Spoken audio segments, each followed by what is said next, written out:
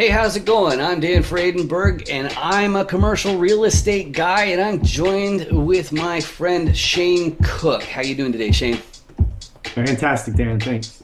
Excellent, excellent. And so Shane, he is my colleague Joe Cook's son. And Shane, you focus on the realtor, the broker, that whole thing. You want to introduce yourself for the audience while you're clicking on Sure. that Zoom link to Shane the Cook concept? with EXP Realty. I've been a real estate investor, business owner, and/or agent since 1998. So I'm approaching 30 years here, not too long of being in the business. I've done all kinds of foreclosure stuff, agency for other investors, and now we do some light industrial and multifamily development in addition to my commercial and residential agency. I love it. I love it. You got 17 seconds to make your first move, or it's going to abort.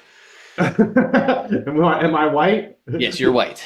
All right. There 8. we go. Yes, you Otherwise, did it. Cool. Now we can settle down a little bit here. So it's funny. That's I saw under that pressure opening. for that first move, man.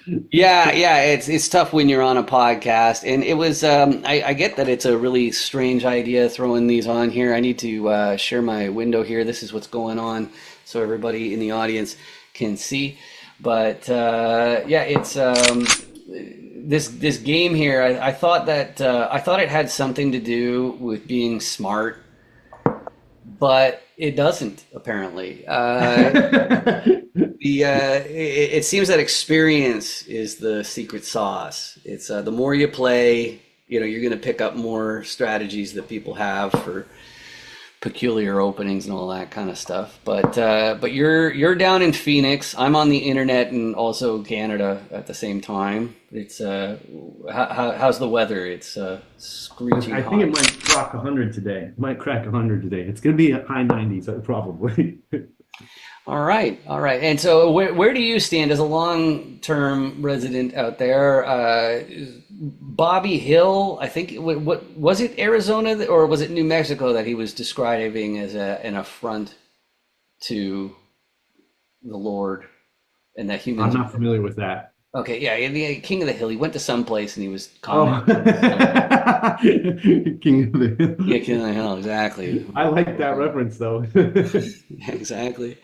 Yeah, because that's kind of how I felt in Taiwan. Whenever I'd see the like during the summer, I'd just be like, it's like a curtain of invisible heat, just saying Yeah. everything here So should I be. went to I went to college in Florida too, and so what I would tell you is like the it's a dry heat is not a misnomer. Like in the middle of the summer in Florida, the air is hot, and you might as well not shower because you walk outside and you're wet every day. Yeah, And in so the seconds. the dry heat doesn't have that heavy feel to it. Now it is like walking into a wall of heat when you go outside, but it's a little bit different than the Florida heat per se. Yeah, absolutely. So, as far as real estate goes, you're obviously aware of the debt fund, fund number 11 that we're putting out, which is backed by real estate. It's making loans to people with real estate as the backing for their different projects. And yeah, it's pretty tough to keep a conversation going in a podcast. While you're also trying to play chess. Well, Right, you're like, I exactly. haven't played chess since my kid was like 7, so it's been 10 years. Okay. Okay. So all right. That's all good. So, and the other thing too that I do, so like right now it's such a different world when it comes to chess because like every super grandmaster, they all have their own YouTube channels, and so you can pick up little tricks from the absolute best in the world, and that would have been a lot. That would have been expensive back when I was a kid. A lot of flying would be required more than just buying books. But there's plenty of little traps and tricks you can do for openings that they purely, like they're just quick wins and they're not really that good other than that. But I always assume that the person I'm playing with, they might have a ton of practice. So I'm just doing a real safe openings, like clogging up things.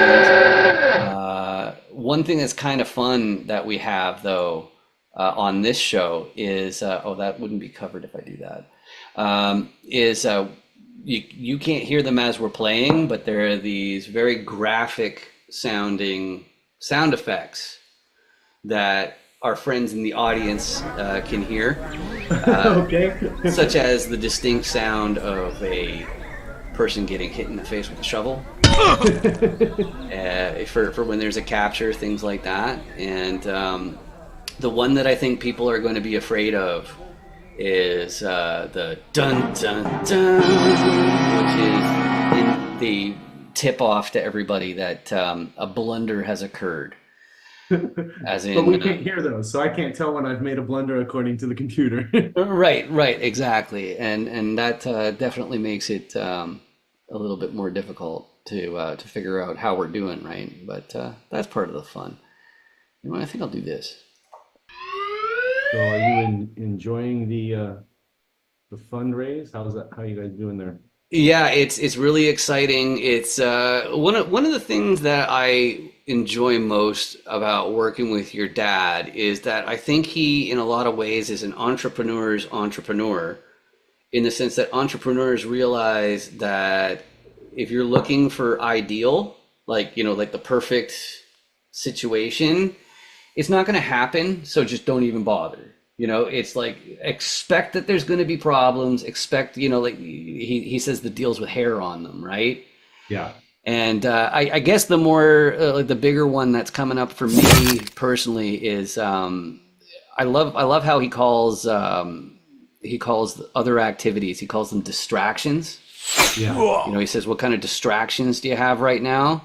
Yep. Because it's such a great way of putting it. It's exactly what it is. So, you know, like right now, you know, there's some back and forth about a deal that's under contract, and it's not the cookie cutter, you know, target, but it's still what's going on. And my big thing, being the guy from the internet, I'm very open about the fact that the lending itself was the part that I knew the least, or I had the least amount of experience in. And Right.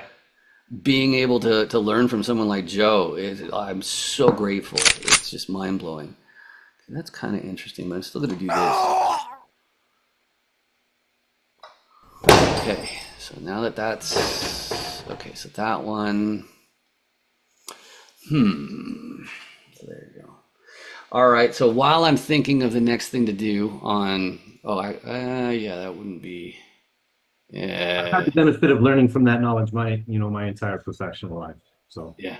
Right. But so since you're not spending most of your time playing chess, what's your idea of a good time in general there? What do you do for hobbies there, Shane? I do a lot of yoga. I'm not sure that's a hobby, but I do a lot of yoga. We're headed. I love to travel with my wife, so we're headed to Pearl Jam. We like different types of music, so we're headed to Vegas to see Pearl Jam this weekend. And you know, we've done some trips to see some of her favorite bands. Like we went to the Rose Bowl to see Rammstein a couple years ago. So Hmm. we just get into all kinds of cool, fun stuff.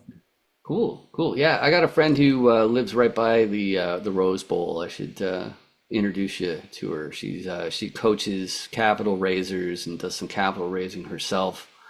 And we get to make fun of her for living in California as a real estate person. At least she's got the right idea in that she lives there and rents there, but she invests out of state. Yeah. So it's getting real. Getting a lot of captures going on now. Okay, so I'm up on material. Do I want to do it that way?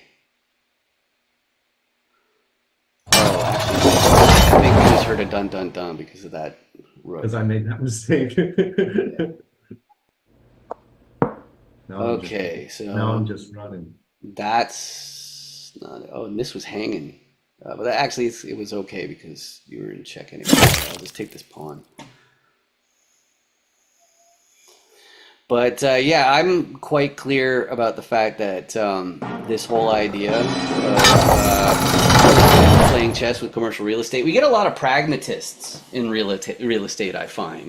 People who they're not particularly excited about fun and games. They're interested in making money, and that's about it. And I'm always concerned about using the what do you I'd say my inspiration as a marketer. I'd say it's was it Goodby and Silverstein? They're based out of San Francisco. They do. Oh, that's a blunder. You want an undo? Because you just walked it right where my knight can take it, and you get nothing back. Oh. You want to undo? I suppose if you want to be nice and undo. Sure. So what I'm going to do then is I'm going to move my knight to f6, and then you can move your queen back, and I'll move my knight back to g8 where it is right now, and you can choose something else. Okay. So now you need to okay, cool. All right. Try again. Awful kind of you.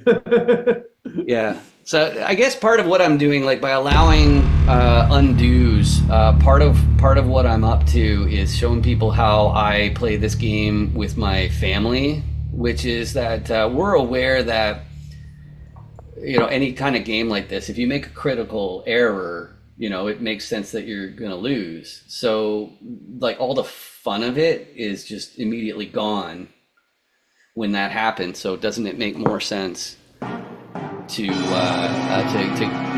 give them a real fighting chance and not let all of those determine how the game's going to go? Yeah, that may have still, it was nowhere near the other one though.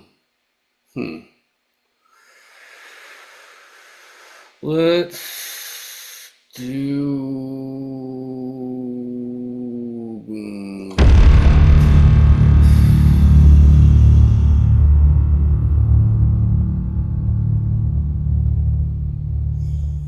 there you go. But it's really amazing how this game's changed. It doesn't let me do that? Well, you're in check right now, so you need to. Oh, yeah, so I can't do that. Never mind. Yeah. Thanks. So that was. Oh, I can go to there. Is that what I want to do? I'll do it just for anyway. But I'm not going to allow a draw by repetition, just in case you were wondering. It's yeah, so it's the other thing that's really crazy about this game I found is that it's not one of those games where you can basically brush up for a week and be in the same boat as someone who plays all the time. Lots of sound effects, so that's really cool. But so you also are involved in a national association for realtors. Did you want to continue over another rematch, or I can hide the screen and we can share and how to reach out to you for anybody who needs your services? How do you want to play it?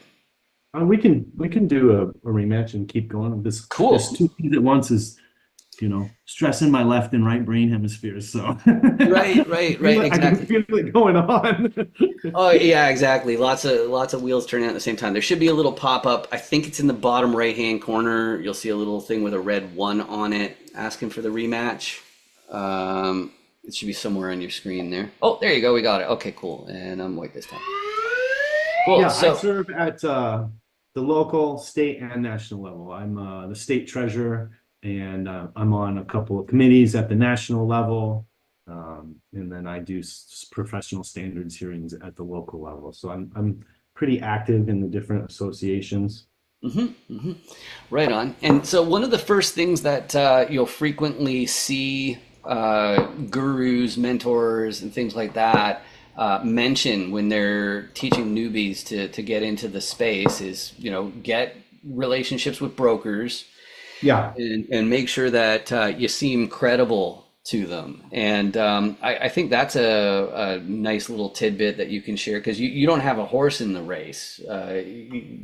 Honestly, better prepared people will make for better clients for you. So what are some things that I think like the common mistakes that people make where a broker would be like, okay, you come back after you hit the books a little bit or have more experience or something like that? What comes to mind? Um, kind of one of my pet peeves is when they come in and expect expect you to hand feed it to them, right? Like if you're not trying to learn your own analysis, I'm not here to pick the best deal and provide it to you. Like you've got to understand what the deal analysis is, right? I mean, you might have a different investment philosophy than I did. The right deal or the ideal deal to you might be different than it is to me. You might have different cash flow, right? So to come in and say I'm just looking for a great deal and and have no real idea how to evaluate a great deal and or make your own decision on a great deal, that really turns me off. Like I don't mind educating people, right? But you've got to have some of your own desire to make your own risk tolerance decision Hmm. in the idea of trying to raise money or buy a property or any of those things. Yep, that makes perfect sense. So the way that I usually do that when I'm talking to syndicators, because there's a certain degree where it's a similar conversation, I have to find out like, okay, so what are you actually looking for anyway? Yeah. You And if know, you can't tell and me what you're looking for, then we've got a long way to go. right, exactly. And so part of that I chalk up to just calling tolerance for risk. And so some people like, and that doesn't even have to be based in fact. It can be just, conceptual.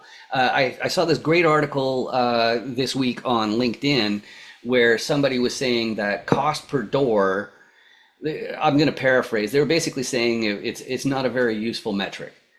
And it's like it's an interesting statement. I can see why somebody would say it's not useful, but somebody coming from single family into commercial, cost per door makes perfect sense because, if you're doing single family rentals, your cost per door is like 250, $350,000 for a detached, like on a, like if it's going to be fairly decent anyway.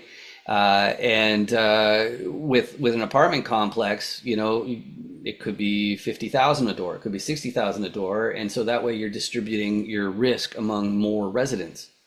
So I'm going to do that. Let's see where that goes. Um, so I think that that's a key point, and I did have that as a bit of a punching bag, if I'm going to be really brutally honest, in when I'm telling people about my chance encounter interview series. Specifically, I did have one person who I got to the question about unit count. How many units are you looking for? And their answer was, I don't know. And I was stunned because it's literally the only subjective part of picking a commercial property, right? It's like, does 150 scare the crap out of you? Do you want to start off with 5 or 10, or like it's not like it's a wrong answer. It's just you have to find the properties that you're not gonna be miserable every day because you made that choice, right? So let's try that. Absolutely. I'll do a closed position. I think that's kind of the risk, same on the risk tolerance discussion. Like, man, Yeah, people, yeah. you can't figure out what your own risk tolerance is. You make a decision that is outside your risk tolerance. You're just gonna not, you're not gonna be able to sleep. Yes, yeah, that's exactly it. And that actually inspired the name of the book, Real Estate is a Scam. I wrote that book because I knew that smart people could walk away from real estate and decide it's like, oh, no, it's just a great big racket, the whole industry. It's just basically taken from people. And the truth of the matter is that's not true. It's sure there are scuzzy people in real estate, just like everything else. I'm gonna take that right there that way. Let's open some things up, get some fireworks going. So yeah, there's definitely risks involved. There's no question about that, but it's just simply a bit more.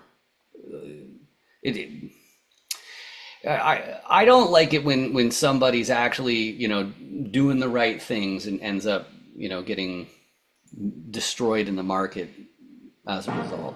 Let's do that.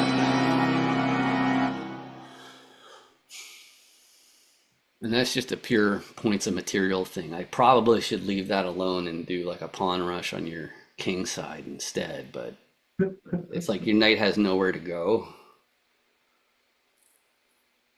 Nowhere safe. Actually, I think I'm giving you a free pawn, which is pretty stupid, honestly. Oh, or maybe I'm not. Do I want to do it that way or that way? Let's do that way.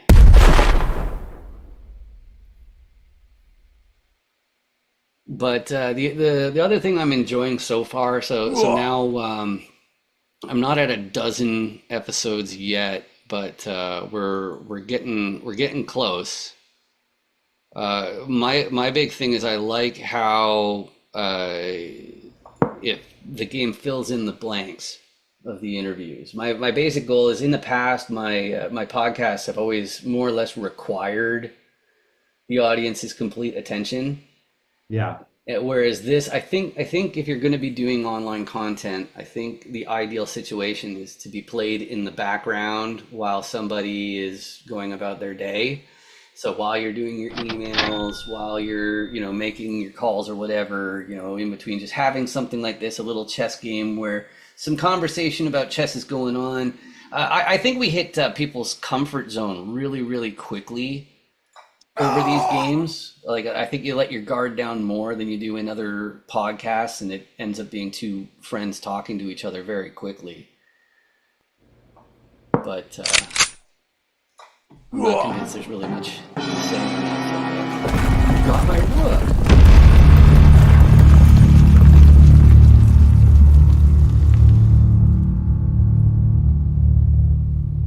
So yeah, this one's fun. Yeah, I thought it was an interesting concept. It's like, hey, well, we'll figure it out. Yeah, and so I was also concerned. It's like, okay, well, what percent of people in commercial real estate actually can play chess? Which I wasn't so sure about there. So that was awesome. So yeah, I really appreciate you joining me. Like, I always feel when I do stuff like this, like I'm being a bit of a dummy, and I feel like people are basically, throwing me a bone by playing along. But I've seriously enjoyed this, and we need to make sure that we spend more time with each other, because I always love where it goes, and I have a bunch of other things to let you know about real estate once we're done. So, Sounds good, man. Sounds good. I'm sure there's plenty on the horizon for us as the fund starts actually accumulating funds and, placing the loans, and then those distractions that come off.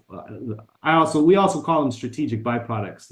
A little nod to Dan Sullivan and the strategic coach. Those strategic byproducts that we get to see out of the activity that you guys are doing can also be distractions if you let them be. But I think the fund and the loans and the stuff is the non-sexy part of eventually getting to the strategic byproducts that are usually the more fun, more sexy type of transactions. But that's kind of where I'm anticipating we'll get to spend a lot more time together.